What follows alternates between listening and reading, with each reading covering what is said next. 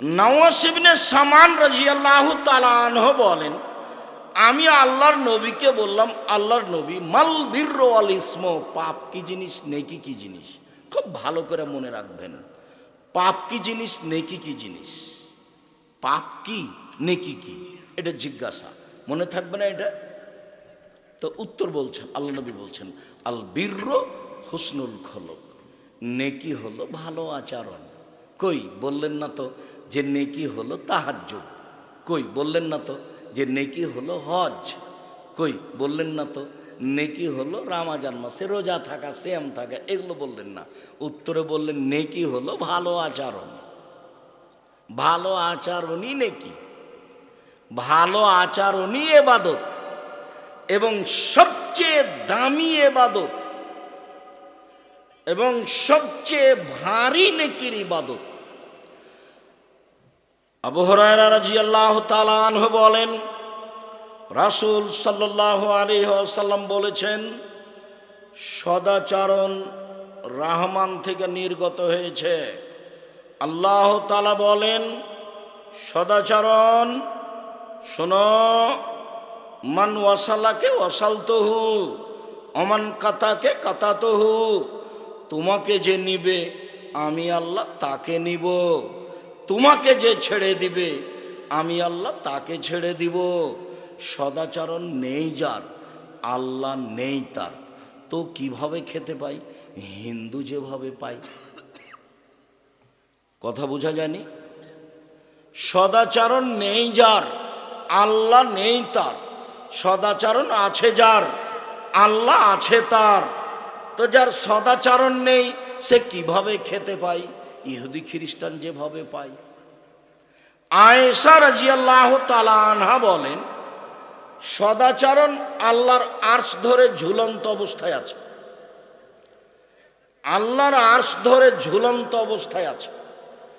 ঝুলন্ত অবস্থায় আরশ, সদাচরণ বলছে, মান অসালানি অসালাহুল্লাহ ওমান কাতানি কাতাহুল্লাহ, আমি সদাচরণ বলছি, আমাকে যে নিবে আল্লাহ তাকে নিবে, আমাকে যে ছেড়ে দিবে আল্লাহ তাকে ছেড়ে দিবেন। সদাচরণ কি জিনিস? আবু মুসা আশআরী রাদিয়াল্লাহু তাআলা আনহু বলেন, রাসূল সাল্লাল্লাহু আলাইহি সাল্লাম বলেছেন, আল মুমিন লিল মুমিন কাল বুনিয়ান ইয়াশুদ্দু বাযুহু বাযান সুম্মা শাব্বাকা বাইনা আসাবিহি। এদিকে দেখেন, চারণ, একজন মোমেন আর একজন মোমেনের সাথে প্রাচীরের মতো বলে ডান হাতের আঙ্গুল বাম হাতের মধ্যে ঢোকালেন, এ হলো মুমিন। একজন আর একজনের সাথে মিলে থাকে। দেখেন, আপনি আপনার সাথে আপনার বড় ভাইয়ের মিল নেই, অথচ আপনি ছোট, আপনার বড় ভাইয়ের হাত ধরে ক্ষমা আপনাকে নিতে হবে, আজকেই নিতে হবে। আল্লাহ রাসূল বলছেন আজকেই নিতে হবে। এই ছেলে, তোমার মার সাথে তোমার চাচির মিল নেই, ঘটনা তোমার চাচির কারণেই ঘটেছে, তোমার চাচি বড় আর তোমার মা ছোট। আজকেই তোমার মা তোমার চাচির হাত ধরে ক্ষমা নিয়ে একসাথে থাকবে, এইভাবে। এটাই মুহাম্মদ সাল্লাল্লাহু আলাইহি সাল্লাম দেখাচ্ছে। আবার বলছে, আল মুমিন লিল মুমিন কারাজুলিন ওয়াহিদ, সারা পৃথিবীর মুমিন পুরুষ নারী একটাই। সারা পৃথিবীর মুমিন পুরুষ নারী একজন।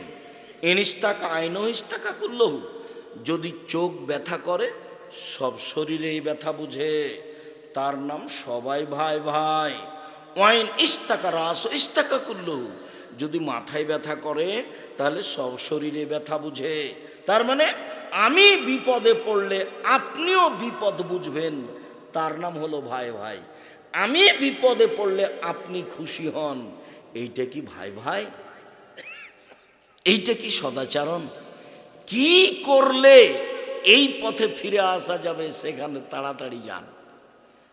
মাথাটাকে, জেহেনটাকে একবারে খালি রাখেন, কারো প্রতি ভালোবাসা বেশি রাখেন না, দলের মধ্যে থেকে জীবন হারায়েন না, দাঙ্গাবাজি করে, ক্ষমতা দেখিয়ে, দাপট দেখিয়ে, কাউকে ঘৃণে করে তাহাজ্জুদ পড়ে জান্নাত কেনার হিসাব করিয়েন না, ভুল হিসাব।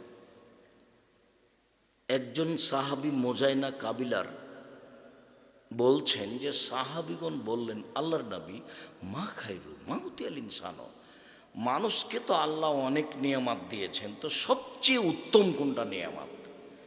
2 হাত কিন্তু নিয়ামত। যার 1 হাত নেই সে বুঝতে পারে 2 হাতের কি দাম, মর্যাদা, তাই না?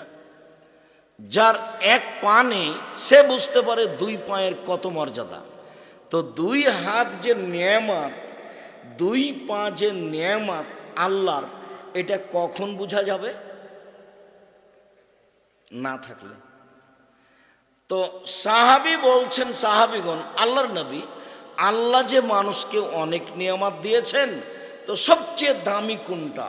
তো আল্লাহ রাসূল উত্তরে বললেন, আল খুলুকুল হাসান, ভালো চাল চলন হলো সবচেয়ে দামি নিয়ামত। এক, আলোচনার শেষে চলে এসেছে। এক, ভালো চাল চলন হলো সবচেয়ে দামি নিয়ামত। 2, ভালো চাল চলন দিয়ে বয়স বেশি হয়ে যায়। 3, ভালো চাল চলন দিয়ে টাকা পয়সা বেশি হয়ে যায়। 4, ভালো চাল চলন দিয়ে দামি জান্নাত পাওয়া যায়। 5, ভালো চাল চলন দিয়ে 2টা বড় বড় ইবাদতের নেকি পাওয়া যায়। মনে নাই? বলেন তো, বড় বড় ইবাদত 2টা কি? একটা তাহাজ্জুদ আর একটা হলো নফল সিয়াম। 6, ভালো চাল চলন দিয়ে সবচেয়ে বেশি নেকি হয়। 7, ভালো চাল চলনই নেকি।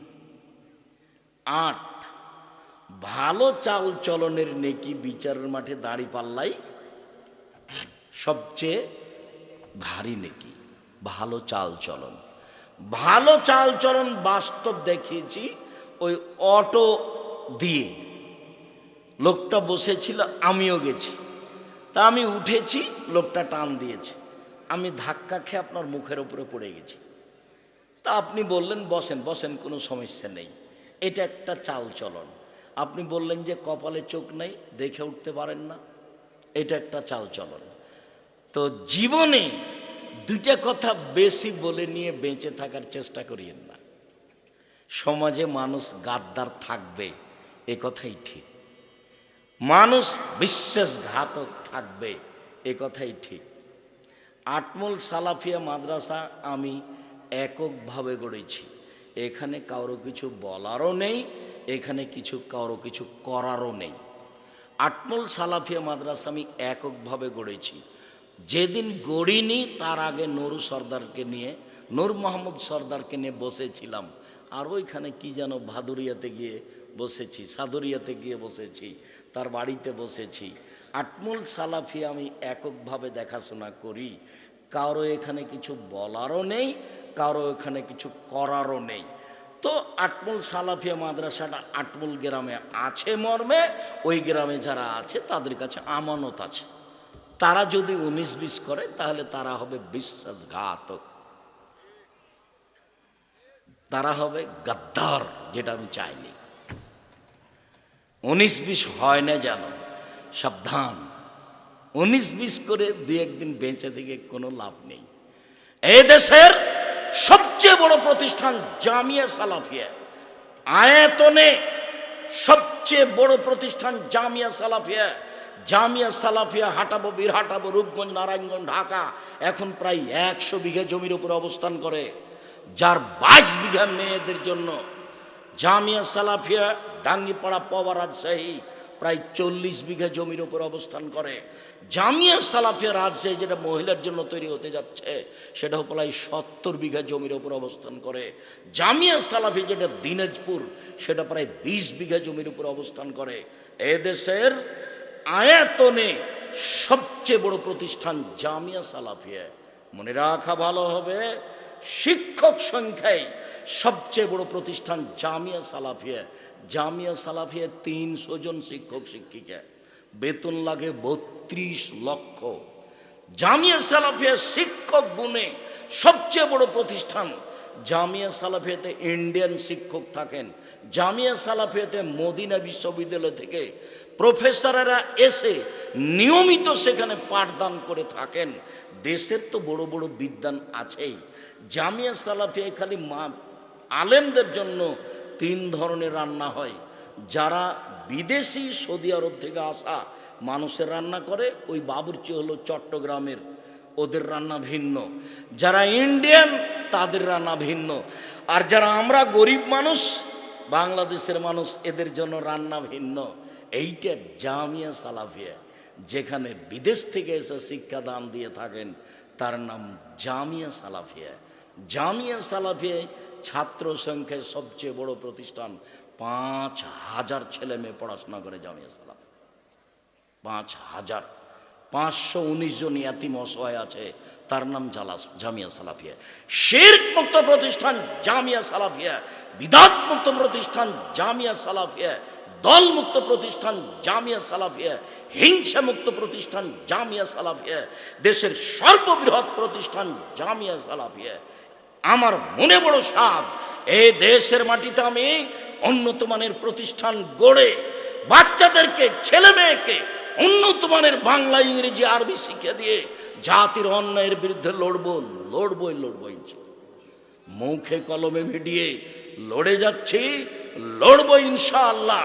আমি দিনী ভাই বোনকে বলছি, খালি একটু মুখে দোয়া করবেন, আল্লাহ যেন জামিয়া সালাফিকে কবুল করেন, এটুকুই। জামিয়া সালাফিয়া ডাঙ্গিপাড়ায় এবছরের সম্মেলনে প্রায় 17 লক্ষ টাকা খরচ। ভিন্ন ধরনের প্রতিষ্ঠান, আপনাদের নিজস্ব প্রতিষ্ঠান, আয়াতনে গুণে সব কিছুতেই আগে আলহামদুলিল্লাহ। খালি মুখের দোয়াটা ব্যবহার করবেন, আল্লাহ তুমি জামিয়া সালাফিকে কবুল করো। আজকের এই দিনই বৈঠকে আমি আপনাদেরকে অনুরোধ জানাচ্ছি, আমরা সদাচরণের আলোচনা করছিলাম। অবশ্যই সদাচরণকে যথাযথভাবে মূল্যায়ন করবেন। যাওয়ার পূর্বে দেখবেন আবদুল্লাহর কিছু বই লেখা আছে নাকি। আমি আবদুল্লাহর বই পড়ি, তাকে তার বক্তব্য শুনতে ভালোবাসি।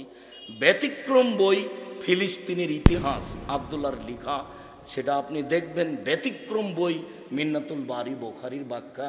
আর আল ইতেসাম পত্রিকায় আবদুল্লাহ নিজে এখন সম্পাদকীয় লিখে। আল ইতেসাম পত্রিকার সম্পাদকীয় দেখলে আপনি খুশি হবেন। কাজে ইতেসাম পত্রিকা নিয়ে যাবেন। সকল দিনই ভাই বোনকে আমি স্টেজের ডান দিক থেকে বইগুলি সংগ্রহ করার জন্য আন্তরিকভাবে অনুরোধ জানাচ্ছি।